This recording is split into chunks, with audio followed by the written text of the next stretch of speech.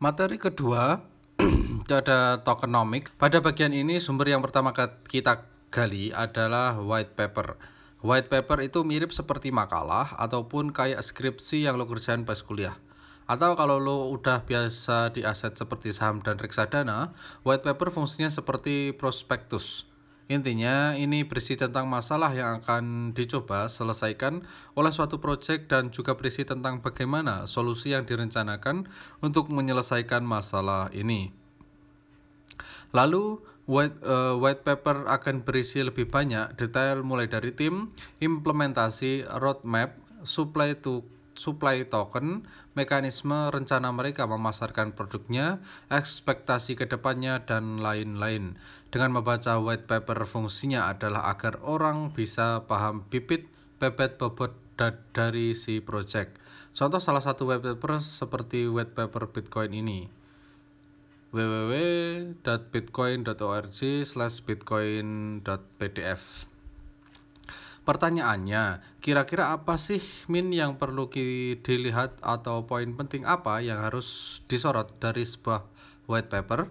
Tentu tokenomics-nya ya. Tokenomics adalah penggabungan dua kata, yaitu token dan ekonomi. Singkatnya, menganalisis tokenomics adalah bagaimana kita menilai kualitas suatu token bisa untuk meyakinkan kita membeli dan berinvestasi, atau sekedar hype sementara saja.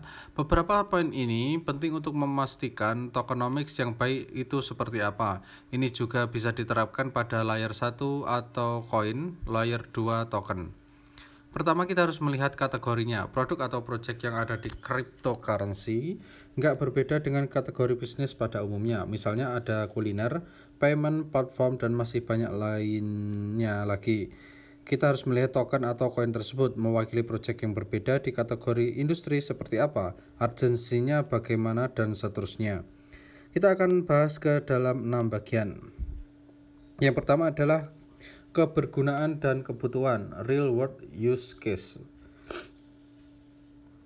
Ini ada beberapa koin yang disupport di Coinbase Custody ya. Teman-teman, seperti yang kita bicarakan di bagian sebelumnya, ada beribu-ribu proyek cryptocurrency di luar sana dan setiap harinya selalu bermunculan yang baru. Hal yang pertama kita perlu lakukan adalah menyaring proyek-proyek ini menjadi lebih sempit lagi. Karena hampir 90% dari proyek-proyek yang ada ini tidak akan bertahan lama dan akan hilang atau minimal harganya akan anjlok seiring waktu. Ini artinya kita memiliki risiko 90% lebih besar untuk terjebak dalam trading atau investasi pada proyek-proyek yang salah. Contoh Ignis, Torika, maupun BitConnect hanya beberapa contoh dari ribuan token-token palsu di luar sana yang hanya ingin meraup keuntungan sesaat dan merugikan banyak sekali holders dan investor yang memang minim sekali pengalaman dan pengetahuan.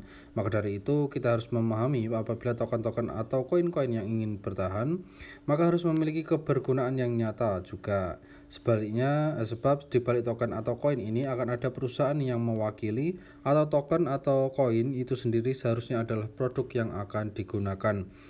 Ini adalah mindset yang perlu kita gunakan untuk menyaring setiap proyek yang terlihat menarik, padahal nyatanya belum. Maka dari itu, setiap kali kita ingin membeli sesuatu, cari tahu terlebih dahulu. 1. Kegunaannya apa? 2. Masalah yang ingin diselesaikan penting, urgent, dan dibutuhkan banyak keuangan atau kalangan tertentu.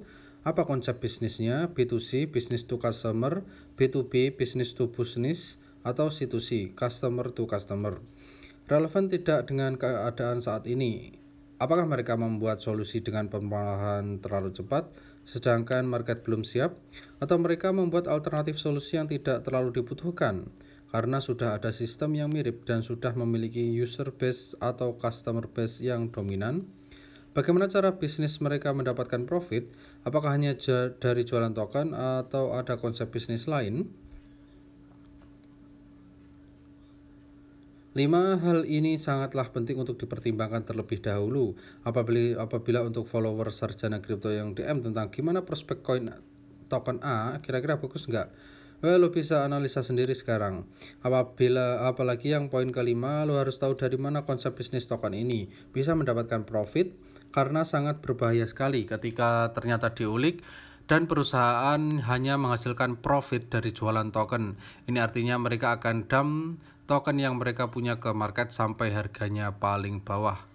Ini Storika Project exit scam yang awalnya berencana menjadi marketplace ya teman-teman. Lo bisa riset tentang Storika sebagai bahan pembelajaran. Mereka dari segi logo, website, Twitter followers, dan berani bayar influencer untuk meyakinkan.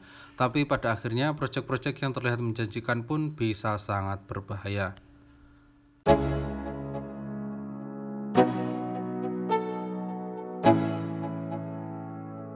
Let's go.